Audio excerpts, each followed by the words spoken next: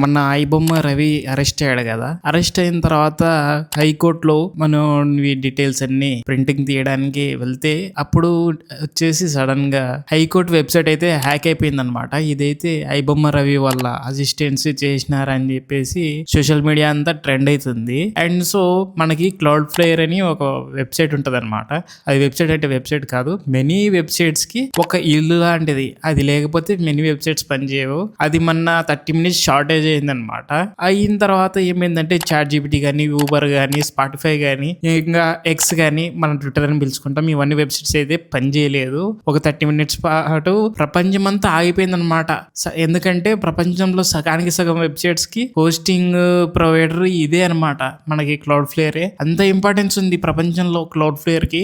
ఈ cloud flayer ఎలా and high court website ఎలా హ్యాక్ అయింది, హ్యాకర్స్ దీని మీద ఎలా అటాక్ చేస్తారో నేను మీకు ఈ వీడియోలో ఇన్ఫర్మేషన్ చెప్తాను అనమాట. సో ఈ వీడియో మీకు హెల్ప్ అయితే ఖచ్చితంగా ఒక లైక్ చేయండి, సబ్స్క్రైబ్ చేయండి. ఇలాంటి information, tips and me knowledge ని పెంచే వీడియోల కోసం మనల్ని ఫాలో అవుతూ ఉండండి. మనమైతే ఎప్పటికప్పుడే అప్డేట్స్ అయితే ఇస్తూ ఉంటాం.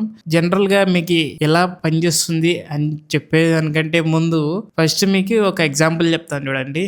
ఇప్పుడు ఒక పర్సన్ ఉన్నాడు, వాడు 2 బిర్యానీలు అయితే తినగలడు. కానీ మనోడు ఏం చేస్తాడు, ఎవడు షాప్ ఓనర్ తీసుకొచ్చి 10 జంబో బిర్యానీలు పెడితే వాడు 2 బిర్యానీలు తినేవాడు 10 ఎలా తినగలుగుతాడు? అప్పుడు వాడు పొట్ట ఉబ్బిపోయి వానికి డయేరియా ఈ ఏరియా అన్ని వచ్చి మూల కొడతాడు కదా. సేమ్ అట్లనే అనమాట ఇది కూడా. ఇప్పుడు మన క్లౌడ్ ఫ్లేయర్ అనేది ఈ పర్సన్ అనుకోండి, 2 బిర్యానీలు తినేవాడు అనుకోండి. ఇప్పుడు మనకి రెస్టారెంట్ ఓనర్ అంటే ఈడ మన అటాకర్ అనమాట. మన అటాకర్ కాడ ట్రాఫిక్ దండిగా ఉంటది. ఆ ట్రాఫిక్ పంపిస్తాడు. ఆ ట్రాఫిక్ అంటే ఏంది, బిర్యానీ అనమాట. 2 బిర్యానీలు తినేవాడికి 10 బిర్యానీలు పంపిస్తాడు. అంటే ఇప్పుడు మనోడు ఒక 1000 మందిని హ్యాండిల్ చేయగలడు అనుకో, వెబ్సైట్ కి 10,000 మందిని పంపిస్తాడు. వాడు పంపించినప్పుడు ఏమవుతుందంటే ఉన్నదానికంటే సర్వర్ మీద లోడ్ ఎక్కువ అవుతుంది కదా. లోడ్ ఎక్కువైనప్పుడు హ్యాండిల్ చేయలేక సర్వర్ అయితే కొద్దిసేపు ఇంకా చల్లబడిపోయి డౌన్ అయిపోతుంది అనమాట. అది మనకి ఏమంటారంటే డాస్ అటాక్ అంటారు అనమాట. ఎందుకంటే మల్టిపుల్ టైమ్స్ అటాక్ చేస్తూనే ఉంటారు ట్రాఫిక్ తోని, డాస్ అటాక్స్ తోటి. అప్పుడు సర్వర్ అయితే డౌన్ అయిపోతుంది. ఈ టెక్నిక్ అయితే మనం BGMIలో హ్యాకర్స్ కూడా వాడుతుంటారు. హ్యాకర్స్ అనే దానికంటే చీటర్స్ అనడం మీరు. ఎందుకంటే వాళ్ళు సర్వర్స్ కి పంపించి మల్టిపుల్ ట్రాఫిక్ సర్వర్ పని చేయకుండా చేసి ఆ తర్వాత అందరూ ఎగ్జిట్ అయిపోతారు కదా. అప్పుడు కిల్స్ కొట్టుకుని కాంకర్ వేసుకుంటుంటారు. సో మనకి ఇది అవుట్ ఆఫ్ టాపిక్. ఇప్పుడు మనమైతే ఇది బిర్యానీ ఎగ్జాంపుల్ తోటి మీకు డీటెయిల్ గా అర్థమైంది అనుకుంటున్నాను. ఆ తర్వాత హైకోర్టు వెబ్సైట్ హ్యాకింగ్ విషయానికి వచ్చేస్తే ఇది ఐబొమ్మ వాళ్ళు చేసినారో తెలియదు, వేరే వాళ్ళు చేసినారో తెలియదు. ఎందుకంటే మనమైతే ఈజీగా చెప్పలేం. ఎందుకంటే ఐబొమ్మ రవి అయితే నేను ఒక్కనే టీమ్ అని చెప్పినాడు. లేకపోతే ఇప్పుడు ఐబొమ్మ రవి అభిమానం ఉన్న ఎవరైనా లైక్ మన ఇండియాలోనే చాలా మంది టాలెంటెడ్ హ్యాకర్స్ ఉన్నారు. వాళ్ళు ఏమైనా అతని మీద అభిమానంతో చేసినారో ఏమో మనకి తెలియదు. సో ఐబొమ్మ రవి ఈ కేసులో ఇంకా అతడు కష్టమే.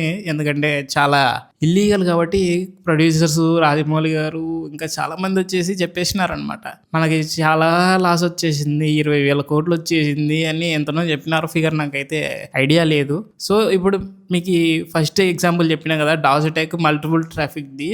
తర్వాత ఆ డాస్ అటాక్ కాకుండా ఇంకా ఎలా సర్వర్స్ డౌన్ అయితే చెప్తాను. ఇప్పుడు సర్వర్స్ డౌన్ కావడానికి మెయిన్ 1 డాస్ అటాక్, 2 హ్యాకింగ్, ఆ తర్వాత ఇంకా ఇది ఇంటర్నల్ ఎర్రర్స్. ఇప్పుడు మీకు డాస్ అటాక్ చెప్పాను, మల్టిపుల్ యూజర్స్ ఇది చెప్పాను, లోడ్ ఎక్కువ ఇవ్వడం. ఆ తర్వాత ఇది ఇంటర్నల్ ఎర్రర్స్ అంటే చెప్తాను. ఇప్పుడు మన కాడ ఒక ఫోన్ ఉంది అనుకోండి, ఆ ఫోన్ నుంచి మనం కంప్యూటర్కి డేటా ట్రాన్స్ఫర్ చేస్తున్నాం.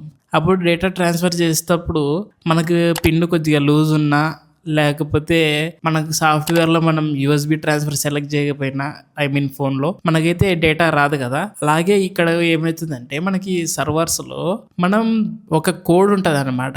మనం ఆ కోడ్ని మీరు USB ట్రాన్స్ఫర్ అని ఫోన్లో సెలెక్ట్ చేయడం అనుకోండి, ఆ కోడ్లో అప్పుడప్పుడు ఎర్రర్స్ వస్తుంటాయి. లైక్ ఇప్పుడు మనకి 5G సిగ్నల్ రాలే అనుకో, మనం ఏమనుకుంటాం ఎంబడే, అరే అమ్మని మామ టవర్ ఎక్కి గెలుపుతున్నట్టున్నారా, మనకి సిగ్నల్ రాలే అంటాం కదా. సేమ్ అలానే ఇది కూడా వాళ్ళకి ఇష్యూస్ వచ్చిందని ఫిక్స్ చేస్తూ ఉంటారు. చేసిన తర్వాత ఏమవుతుందంటే మనకి ఇంకా వర్క్ అవుతుంది మామూలుగా. జనరల్గా బ్యాకప్ నుంచి మనకి వస్తుంది. ఆ బ్యాకప్ కూడా ఎర్రర్స్ వచ్చినాయి అనుకోండి, అప్పుడు మనకి డేటా అయితే రాదనమాట. అనమాట. అప్పుడు మన ఫోన్ నుంచి మన కంప్యూటర్కి అయితే ఎలా అయితే డేటా రాదో, ఆ క్లౌడ్ఫ్లేర్ సర్వర్స్ నుంచి ఇంకా వేరే వెబ్సైట్స్కి అన్నిటికీ అసలు డేటా రాదు, ఏం రాదు. ఎందుకంటే ఆడ మనకి మెయిన్ ఒకటి ఉంటుంది, బ్యాకప్ ఒకటి ఉంటుంది. మెయిన్ సర్వర్ లో ఎర్రర్ వచ్చింది అనుకో, బ్యాకప్ సర్వర్ పనిచేస్తుంది మనకి. ఆ బ్యాకప్ సర్వర్ కూడా ఎర్రర్ వస్తే ఇప్పుడు ఇట్లా 30 minutes షార్టేజ్ వచ్చింది కదా, చాట్ జీపీటీ ఇవన్నీ అన్ని పని చేయకుండా పోయినాయి. ఇలా అన్ని పని చేయకుండా వెళ్ళిపోతుంటాయి అనమాట. తర్వాత ఇంకా హ్యాకింగ్ విషయానికి వచ్చేస్తే అవి రకరకాలుగా టూల్స్ ఉంటాయి. హ్యాకర్స్ ఏం మామూలు కాదు, వాళ్ళకాడ మనకి ఊహకు కూడా ఊహించలేం అట్లాంటిది ఉంటాయి వాళ్ళకాడ టూల్స్. మనం జనరల్ గా విండోస్ మ్యాక్ అనుకుంటాం కదా, వాళ్ళు విండోస్ మ్యాక్ కాదు, లైనెక్స్ వాడతారు. ఖాళీ లైనెక్స్ ఇంకా ఉబంటు ఇట్లాంటివి వాడతారు. అవి మనకి పేరు తెలుసు అంతే. దానిలో ఉండే టూల్స్ కి మెంటల్ ఎక్కిపోద్ది.